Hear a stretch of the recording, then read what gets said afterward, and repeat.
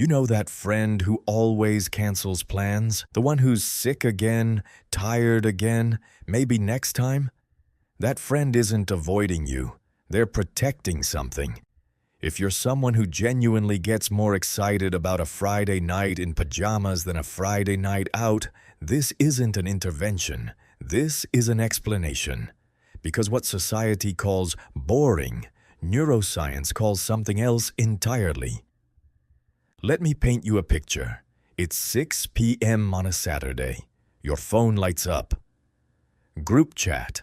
Someone's throwing a last-minute thing. Music, people, energy.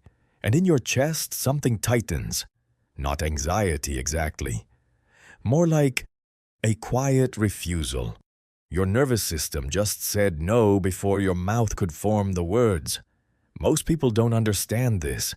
They think staying home means something's wrong, that you're depressed, or that you're missing out on life. But here's what they don't see. While they're out there collecting moments for their highlight reel, you're home conducting a different kind of research.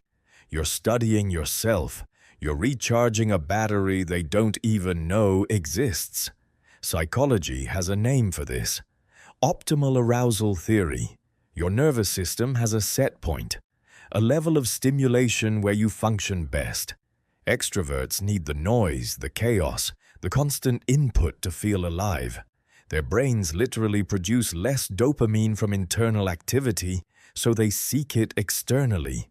But you? Your baseline is different. You're not low energy. You're highly sensitive to stimulation. Every conversation, every sound, every face in a crowd registers deeper in your system than it does for them. Think of it like this. They're walking through life with noise-canceling headphones.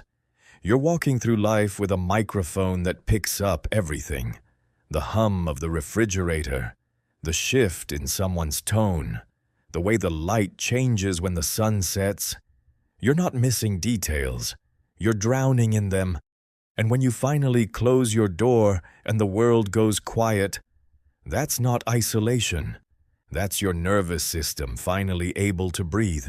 But there's another layer here that most people never talk about. For some of you, home isn't just a preference, it's a fortress. And the reason you built those walls has nothing to do with personality. It has everything to do with survival. Let me take you back. Childhood. Maybe your home wasn't safe, or maybe it was the only place that was. Maybe you learned early that the world outside required a performance. Smile when you don't feel like it. Shrink when you're too much. Speak when spoken to. Stay quiet otherwise. So you developed two selves. The one you showed the world and the one that only existed behind closed doors. Psychologists call this masking, and if you did it long enough, your brain formed a simple equation.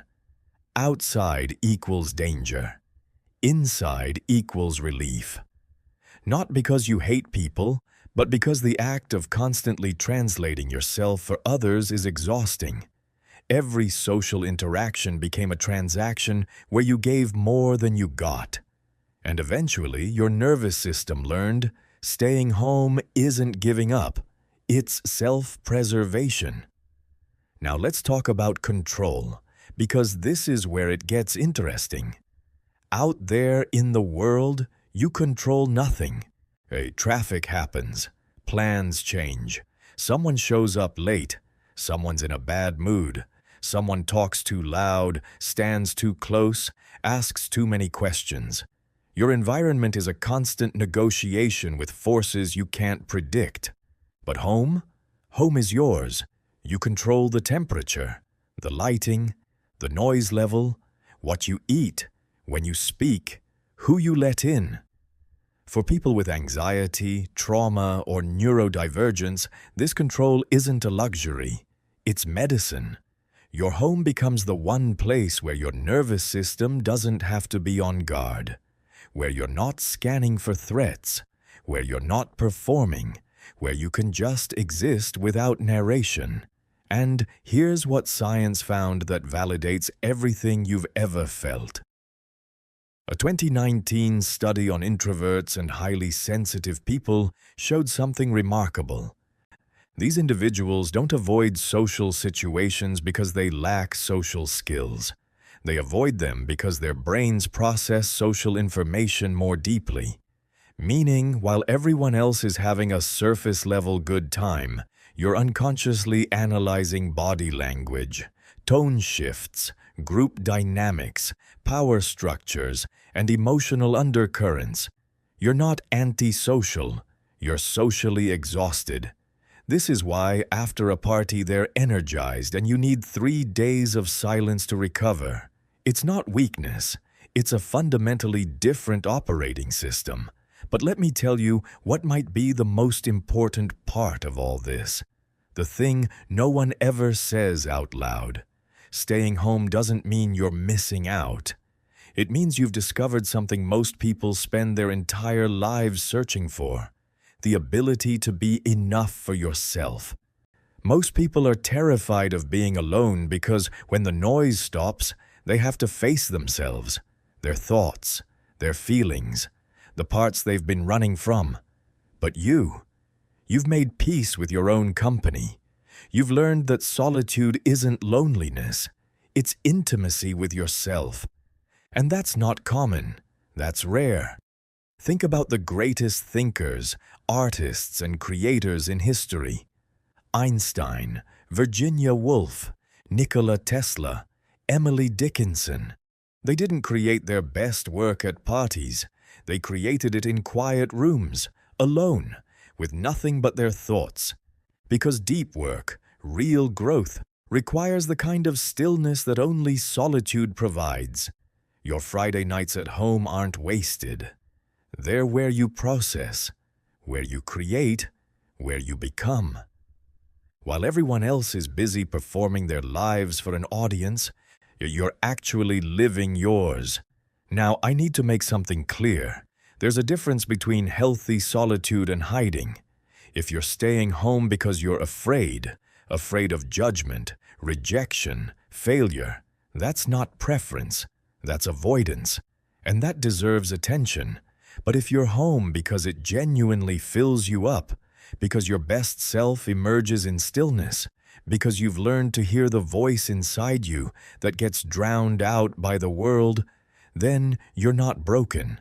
You're awake. So the next time someone asks why you don't go out more, why you turned down another invitation, why you'd rather be home than anywhere else, you don't owe them an explanation. But if you want one, you can tell them this. You've discovered that the richest experiences don't always happen in crowded rooms.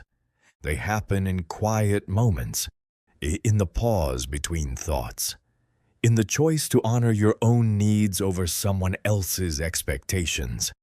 You've learned that being comfortable in your own company is a form of freedom most people never find. You're not missing out. You're tuned in to yourself, to your thoughts, to the life you're actually living instead of the one you're supposed to perform. And that, more than any party, any crowd, any night out, is what it means to truly be alive. So if you're watching this and nodding, if you feel seen for the first time, leave a comment. Let me know, because chances are you've spent too long thinking you were the only one. And you're not.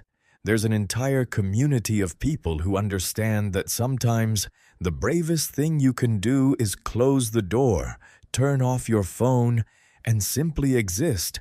You're not boring. You're deep. You're not antisocial. You're selectively social. You're not missing out. You're living intentionally. And the world needs more of that.